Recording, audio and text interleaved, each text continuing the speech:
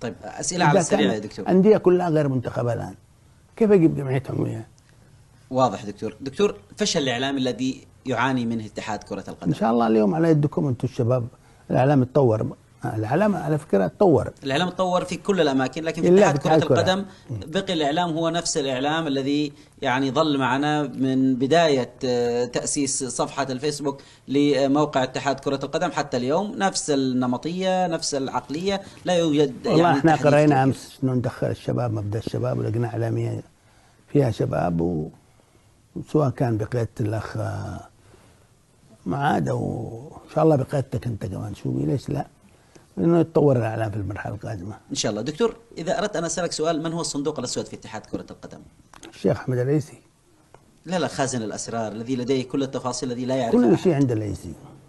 طيب إذا أردت أن أسألك عن رأيك في شخصية الشيخ أحمد صالح العيسي. والله يا شخصية يعني فريدة، شخصية لا أريد كلام دبلوماسي يا دكتور، أنا أريد تفاصيل لا يعرفها الكثير. والله هي منحة من الله لهذا الاتحاد، أنا اشتغلت مع رؤساء الاتحاد الكثير، وماشيش أنا أمدحه كثير لأنه هو كتاب يعني واضح بعنوانه، لا يأخذ أموال الاتحاد ولا حتى تذاكر سفر له حقوق وما يأخذهاش. ما سر تمسكه بالبقاء في الاتحاد؟ هو يحب اللعبة، يحب الرياضة، يحب المجتمع، ويريد أن يقدم شيء لمجتمعه، واحنا يجب ان نساعده. الكثير من الاصوات تطالب برحيله ورحيلك انت. ايوه شوف حسن باشا قد قالوا ارحل لما رحلنا كلنا ورحلنا البلاد، الحين نقول له تعال من القبر تعال من القبر. الظروف يعني شوف تختلف تمام. انت تعرف انا كنت اكبر المعارضين، ولكن الواحد يعترف بالخطا ويعترف انه دمرنا اليمن، دمرنا سوريا، دمرنا تونس، دمرنا السودان، خلي لي هذه. دكتور هل تدعم الشيخ أحمد العيسي في الترشح لرئاسة اللجنة الأولمبية؟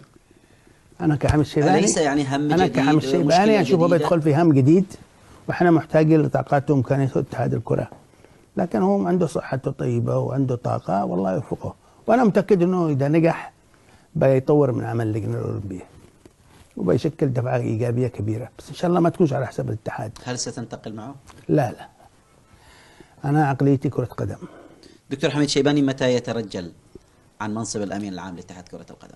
إن شاء الله اليوم قبل بكرة، ما في شيء. ولكن لن أهرب من كرة القدم إلا لما يجي أرحم الراحمين. ربنا يطول في عمرك إن شاء الله يا دكتور. دكتور أريد أن أسألك قبل أن نصل لختام هذه الحلقة حول رسالة الأستاذ شوقي أحمد هايل سعيد أنعم لاتحاد كرة القدم بأنه يعني طفح الكيل وبلغ السيل الزبا، وإما أن تعتدلوا وإما أن تعتزلوا.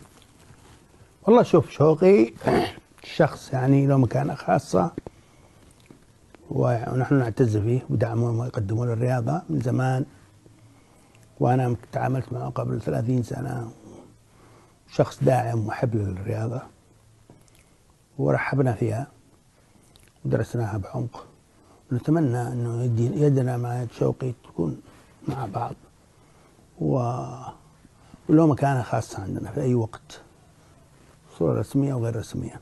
طيب أليس هو من ضمن اللجنة التي تم التواصل معهم من أجل لجنة دعم المنتخبات؟ نعم هو أول الناس، وإن شاء الله الآن يعني يستمروا في دعم، يقدموا شيء للمنتخب، وما تنسى شوقي في كل المراحل معنا، حتى في الليالي الانتخابية للاتحادات ومعنا، شخص ما نحن نرحب في أي وقت.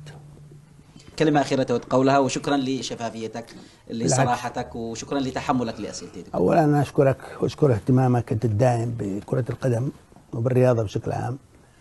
أنا بعتذر للجماهير ونقول لهم تحملونا، وصدورنا مفتوحة للنقد مش للسب، للنقد الإيجابي، مستعد نسمع ونتقبل، مستعد نعمل ورش عمل مع بعض وتبنوها أنتم في الإعلام، حوارات، وخاصة رمضان جاي ناقش فيها كرة القدم، سبب تطورها، تدهورها، الرؤية لتطويرها، يعني قلوبنا وعقولنا مفتوحة، وهذه من حق كل شاب يجتهد في هذا المجال، ما يشاكر على حد ولا هي حق أحد، كرة القدم للجميع، وأتمنى كرة القدم في اليمن تتطور.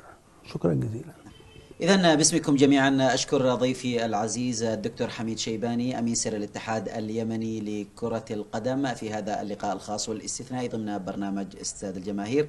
ختاما أجمل التحية لكم من طاقم العمل، وهذه تحياتي أنا محمد الشومي، دمتم ودامت رياضة الوطن بألف خير، إلى اللقاء.